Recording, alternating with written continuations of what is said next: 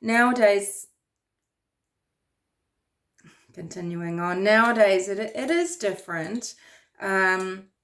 But we have data, we have technology, we have tracking. Look at what's happened with the case of missing woman Maya Millet, which means transformation, Milletti, where, people would never have realised they've got these listening devices in neighbourhoods now, and it's picked up 8 gunshots.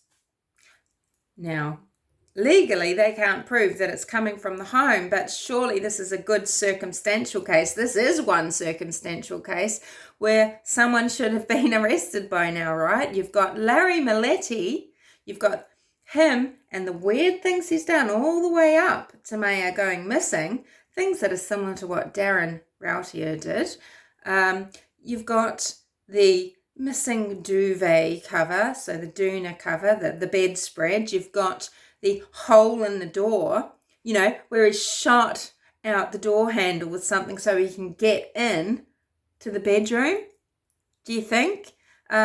You've got all sorts of circumstantial evidence that is strong circumstantial evidence. You've got his family helping him, clean. You've got a freezer that was moved over to his parents' house. You've got his fake, soft talking voice. Fake. When I hear that, you think, wow, why is he being so measured? He should be upset. He should be worried. There is no emotion. There's nothing catching in his throat. There's nothing causing his voice to choke. It is soft. He's speaking softly and thinking he's saying all the right words. But, is this Josh Powell Mark II? Are his other children safe? And here you've got 0 children being taken from him. You've got them taken away in the West case. So, biological and fair enough fostered children being removed. That's probably something that has to happen legally. I don't know. But this is not protocol, and yet biological children are taken from the Wests because a child is missing, and the police must be suspect somehow, or there'd be no reason for this. They can't logistically just go around taking children out of homes with missing children when missing children are reported, because you'd see from space the moving of children and, into homes and care homes and things. Can you imagine the turmoil and the nightmare that it is? Where are these people putting their hands up to receive all these children every time someone's reported missing? And when do you do it? Do you wait a week? This was done straight away.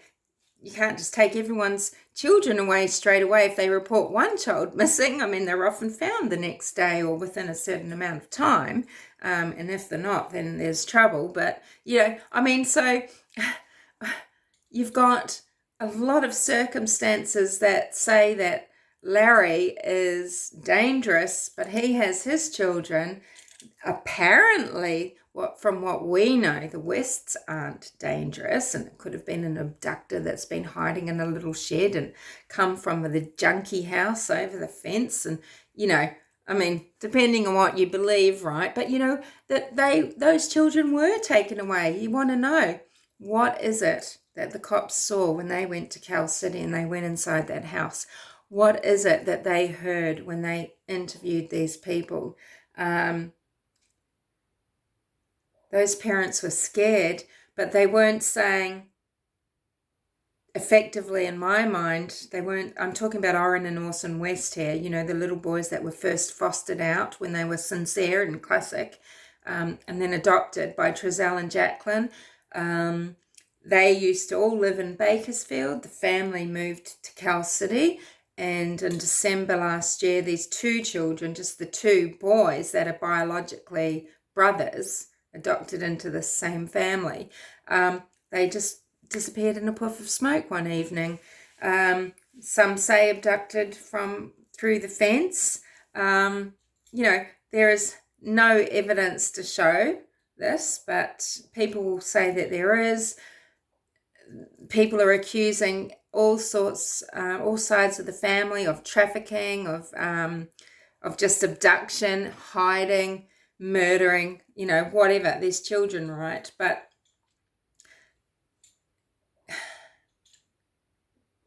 what is this difference here? What is it that the cops didn't see? Is it just because it's a different police force?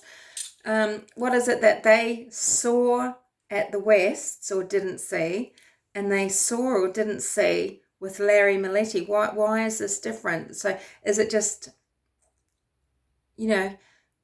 what have they learned from Josh Powell, who set himself and his children on fire a couple of years after his wife Susan disappeared? And is this going to happen to the Milletti children? On what grounds, do the police need to be able to go and do this? You can't just go around doing that, I guess. But I guess what I'm trying to say is, where is the consistency? So what do you think about the drip feed of information in Delphi? What do you think about this? Because you've got that drip feed of, what came out at the first press conference. You've got when you first are showing a figure on the bridge. You've then got when you're showing the animated walking of the figure on the bridge, and then the down the hill, and then you've got the guys, and then and you've already got one sketch of the older person, and then you've got this younger looking person's sketch released, and you've got the information about a car being at the CPS. Is this a red herring? And how the frack are people supposed to remember seeing this years later? Is this of zero investigative value?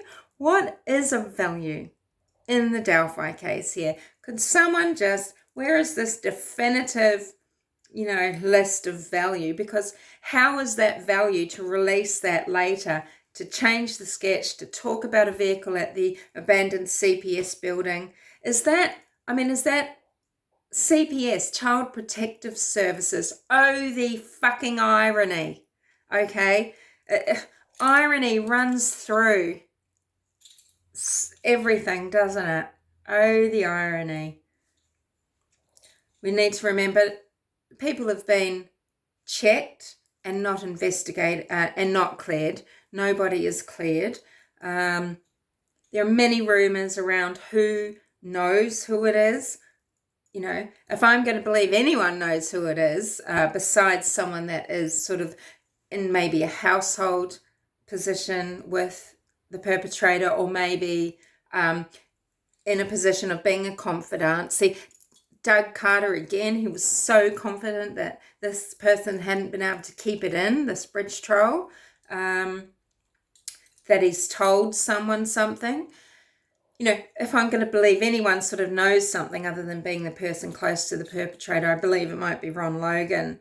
But, do you believe that Kelsey knows this person? That's what some people say. Some people say Anthony Greeno knows the person because he sort of believes that he's been told he's got something on film. He's seen someone, spoken to someone. It's someone. It does make you think, this is someone local enough. Is it someone connected through, as a lot of people think, through Garrett Kurtz, or that, awful set of people, Ashley, etc., etc. I mean, I don't know, right?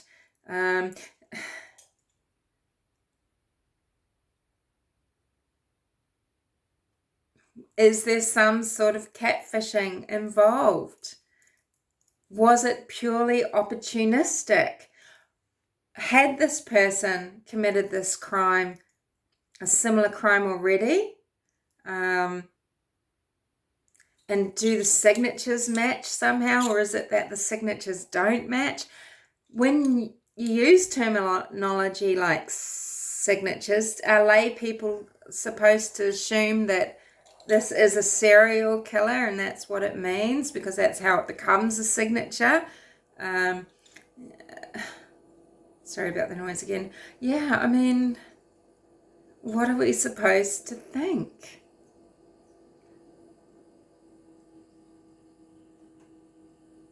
You know, it's great that Chadwell is now off the streets. But I don't think he's the bridge troll. And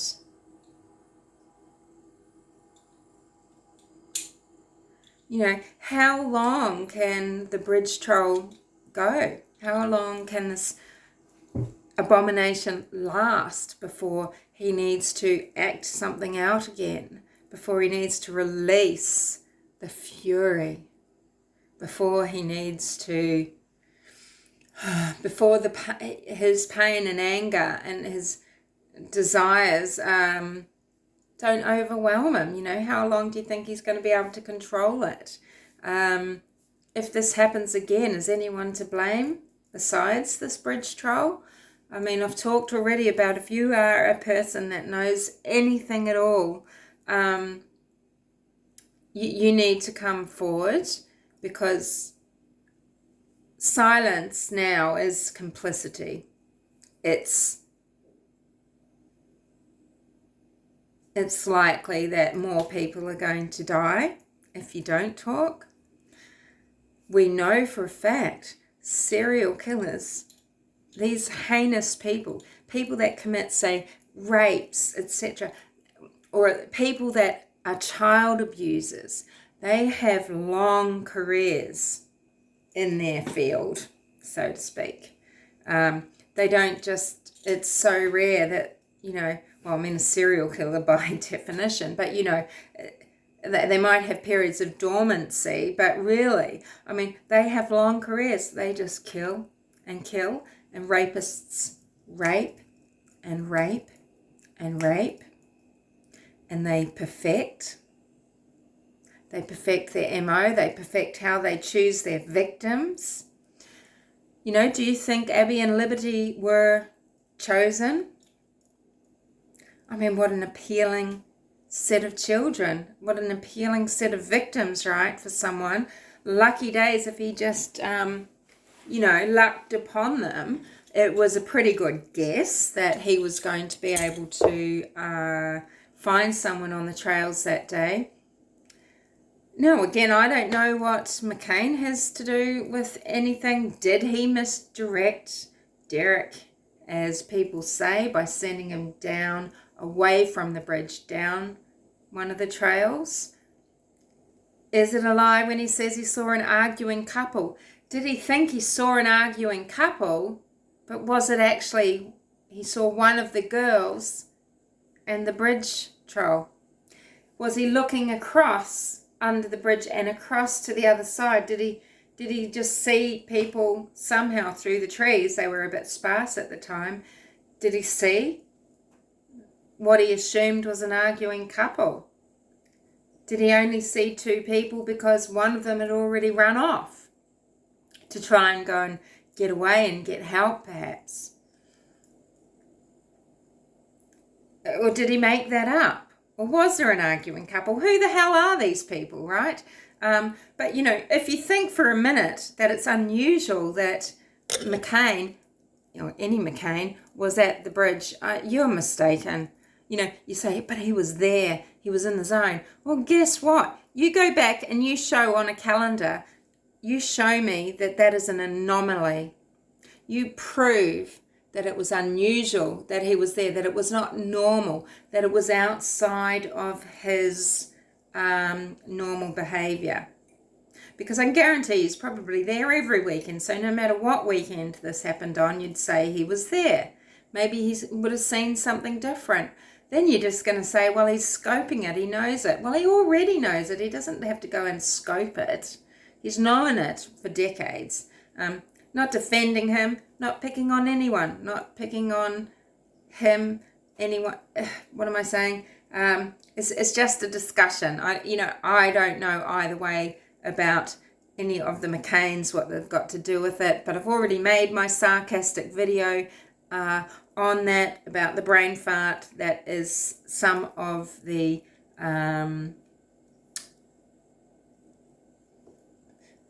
ideas about these, conspiracies within the townsfolk, these colluders, these people that are colluding to get money and to have things their way, and two girls were just, reasonable collateral damage according to these people, and that the McCains are involved in this. I mean,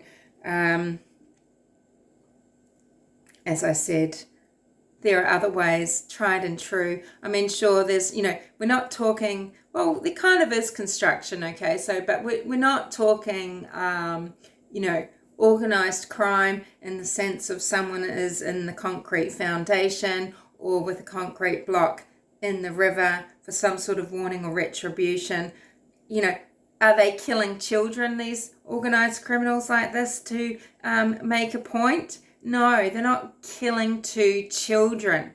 And there are other ways to go about manipulating things, greasing palms. You just set someone up into, was this it? Did they set someone up into a nasty position and now they'll get what they want, or they're going to be accused of the murders? There's other things they can accuse them of. They can just ruin their lives in other ways if they really want to blackmail someone, right?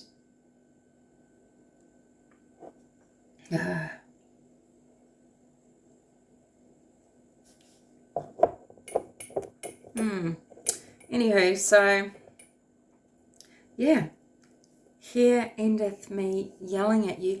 I don't know why, but I sometimes, more and more often, I find that I'm using my yelly voice with you. So I must apologize, because I really would rather speak a little bit more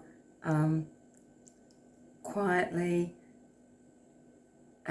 less raucously, just normally to you. And I don't know why I'm sometimes speaking to you as if I'm addressing a room and I don't have a microphone and I must project, and I get louder and louder.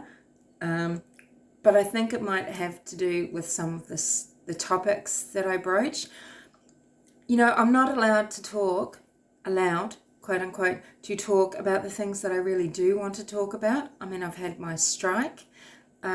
So I'm getting more and more into true crime, and I'm just having to, censor myself in such a way. And I know it seems like I don't censor what I say, because I'm very outspoken. I probably, I upset a lot of people's apple carts, but, it is your choice to listen. If you don't feel like you can work around some of the things I say that might be hurtful to you, I'm not intentionally trying to cut down your beliefs, but this is my channel where I'm sort of, and it's not like I'm writing script and editing it either and just thinking quite purposefully about what I'm going to say, and I'm here to try and make something that stands the test of time or anything like this. That is not this channel. So I'm not trying to upset you, but I am blunt, and I get emotional about it, and it's coming out in my presentation style often. So I'll just apologize for that. Hopefully most of you can work around it. Thanks for listening. I've got 3 videos, I think, now to upload in this little series about the shack. My phone's going to cut out. You take care, and I will see you in the comments probably. Okay, bye.